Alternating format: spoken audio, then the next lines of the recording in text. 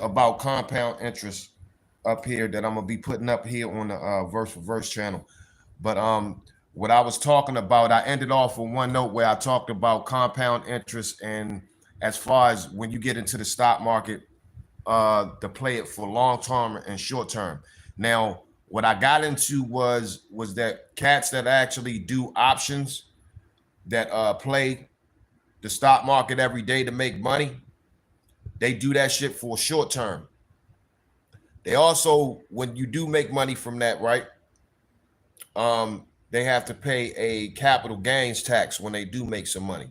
So you have to watch out for that just as well. Not saying that it's a bad thing. If you choose to make money off the stock market and that's the way that you make your money, just understand and know, that if you trade in options or whatever and you looking at the market up and down, you know what I'm saying? If you do make money, you're gonna have to pay capital gains tax. They're gonna send you a 1099. You have to pay capital gains tax on that money. Now, if you play it for long term, you understand what I'm saying, and you do sell some shares or whatever, you still have to pay capital gains tax if you sell all your shares, but you don't if you keep it. If you can leverage it, you don't have to. You don't have to pay taxes. There's a way where you could actually get loans on that and leverage that, where you know what I'm saying, it could become tax free. You can kind of like do buybacks, you know what I'm saying, and really actually put your portfolio up and leverage it to get loans to finance anything else. If you have dividend paying stocks, what you could do is that you, however much your portfolio makes, will actually pay whatever loan that you get back. And that's how you could use that to finance that. Ain't no difference like if you was to get an insurance loan. You understand what I'm saying? That's what a lot of cats don't know. You know what I'm saying? So when you play the market, and one of the things, because I studied most of the masters that done the market, you know what I'm saying? And a lot of them cats, a lot of them older white men, they said, from Jack Bugle or whatever. I don't know if I'm saying his name right, to Warren Buffett, you know what I'm saying, to also Mr. Peter Lynch. They said, whatever you do, don't get out of the market. Let the market does what it does if you're going to pay for the long haul. All right. Dividend paying stocks. If you get dividend paying stocks, that's the thing. If you own something, and it's just basic common sense, and you don't need a IQ of 180 to understand this. You're not going to move out of your house if the market goes down or if the value goes down. You're going to keep investing into your house until the market adjusts itself and until shit pan out. So if you own stock, keep buying it. If the market goes down, so the fuck what? This is why you have 13 other different accounts that's built around that, so that way if something was to happen, you ain't really tripping off of that. You could just let that money sit there until, the market goes back up. In this day and time right now, to understand compound interest, we have to do the research within dealing with these banks and dealing with the stock market and dealing, with these insurance places, because this is what actually protects, our what you call our way of living. Now the money is actually here. It's just that, as far as when you get into consuming too much, then that's a problem. So when you, how can I say, on some of the other joints that I was talking about, right? About Chime, when Chime actually came out with those accounts, and they was promoting it on a commercial saying that, all right, well, if you do the savings account, you get like 3.75%. And this is every 12 months. You can keep some savings in there. You understand what I'm saying? Some savings in there. So you could take a portion of whatever you make in 12 months, if it's $3,600, and keep it in that savings account. And it'll keep on snowballing and snowballing. I've even did that shit myself, where it showed me all of the interest that was paid in, from like 20 cents to $1 to $2 to 19 cents, how it rolled the change over, how it snowballed, and it helps you build the money. You understand what I'm saying? So a lot of people have to understand, especially, you know what I'm saying, within the low tier of America, have to understand that if we gonna keep any money in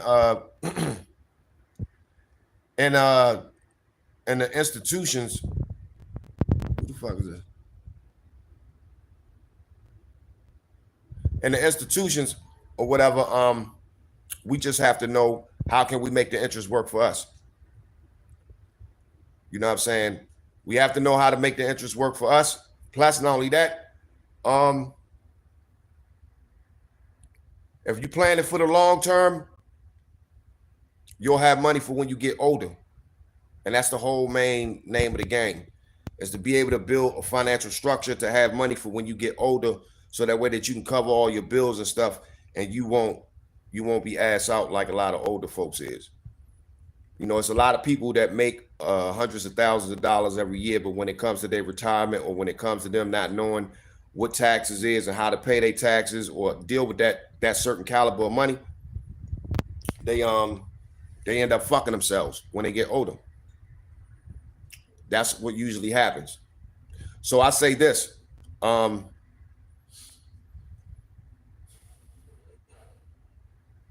when you build your accounts, and like I said, I'm old school. This is like one of the structures.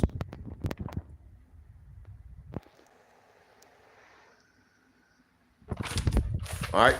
So the way I got this set up is the stocks and the crypto, the insurance policy, the savings, the emergency fund, the operational fund, the S&P 500, and your non-traditional Roth, you know what I'm saying, IRA account, which is annual, which abbreviation should stand for annual retirement fund. You build into all of these. You spend 20% of everything that you make in 12 months, and you fill all of those accounts up. And like I said, people could collect food stamps and all that from the government. It could be $200 a month, and people could collect that. People could go in ahead and pay a truck note that's $800, $900. You could pay that same truck note and buy 5 trucks if you put it in an annual retirement fund. You know, I mean, you could apply this. I'm letting you know the information. You don't have to take my word for it. I know what I've done for myself. That's why I never really actually purchased a fucking vehicle, because come on. If I'm looking at what I make annually, you know what I'm saying? Why would I purchase something that I know I'm not going to be able to maintain when I only have a certain threshold of money that I'm making? You have to think. You got to weaponize your dollars. A lot of people do a lot of shit, you know what I'm saying, within really actually not understanding how much they bring in a year, or they don't care about that. Or like they'll go and make $40,000 a year or $50,000 a year, but buy a $60,000 car. You think about what you're doing. That doesn't make any sense. Why would you do that? And you have to pay insurance and all of that other stuff. Plus, not only that, you got to pay for your rent. Then you got food. So you overwhelming yourself. Now, by all means, I'm not saying that you can't do that, but if you want your life to be a little bit easier and you don't want to get old too goddamn fast, it'd be best to structure yourself and to start off and build a financial engine. I'm not telling people how to get rich. I'm telling people that there's better ways of managing shit. You know, because check this out. I've built and accumulated my shit off of getting paid crumbs. Sometimes I will only probably make $10 a day. But guess what? I have an account where I can take that 10 and I know next year I'm going to get paid $500 on that $10. So I don't really stress about nothing. You understand what I'm saying? Well, with $2, $3, I can multiply all of that shit. Once when you find out how money works and how they got this system set up, young, I swear to God, you really not going to be able to stress about anything. For real. And I'm the lowest paid. I'm the lowest paid. You understand what I'm saying? And it's fucked up because you got niggas who make over $100,000 a year and fucking struggling. Oh man, I can't get you right now. You know what I'm saying? They struggling like shit because their money is all over the place.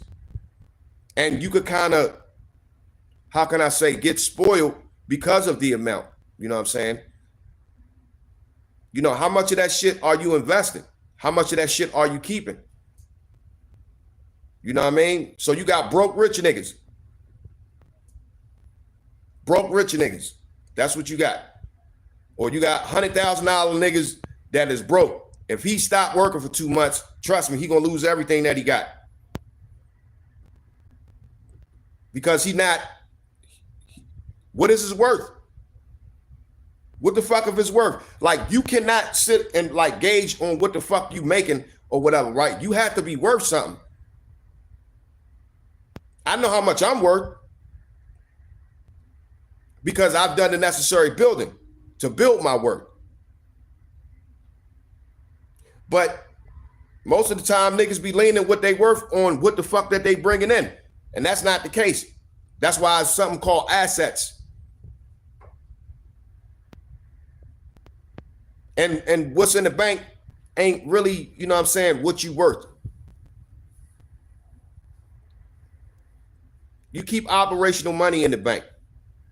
If you're doing business with the bank, then you can keep 50% of what you bring in there, but don't keep it all in there. You find other different shelters for your money.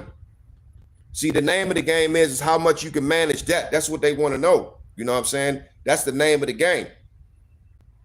Financial literacy is something that that a lot of low tier America have to understand. And the more you organize your dollars, the better you'll be able to equip yourself down here. And you ain't got to be running ragged. You don't. Cut back on the consuming and pay more attention to making sure that you stabilize your future. You know what I'm saying? Like I tell a lot of people, and I'm going to end it on this because we almost had 13 minutes. Yo, if you got an opportunity to pay your rent up 2 to 3 months in advance, do so, because you're making yourself money on the back end. If you got an opportunity to pay any bill up for the rest of the year, do so. Don't hold nothing. Make sure that you put money in all different places that's going to protect you. Same way, don't stick your money in no account that your money can't grow in. Do you understand what I'm saying to y'all? It's time to get smart. All right, so I got a couple of more videos that's gonna be posted up here. Bear with me or whatever, but I'm gonna do some more, talks on the side notes of compounding. All right, this is your boy Lee Majors. Peace out. Oh, another thing too, I'm not with all the fancy shit. I'm getting straight to the point because, I mean, what I'm explaining to y'all, I actually do this shit real live. You know what I'm saying? I go to work every day. I sit here and think of different ways to multiply my dollars over a certain period of time. And I actually do that. So I'm fucking investing every fucking day, every month, all year long. You understand what I'm saying? So yeah, if y'all got any questions, y'all can hit me up or leave, whatever the fuck, you know what I'm saying? But I'm here to pass on the fucking information. Like I said, I ain't telling niggas how to get rich. I'm telling you how to manage your shit. If you want to see money when you get older, then you would actually apply some of this shit. See, self-knowledge is good knowledge because it's a knowledge that's being applied. It's knowledge that's not being regurgitated. You understand what I'm saying? And just being said. All right. I don't have time to intellectually masturbate with anybody. All right. No time for the intellectual masturbation. Look that word up and see what it means. This is your boy Lee Majors. Peace.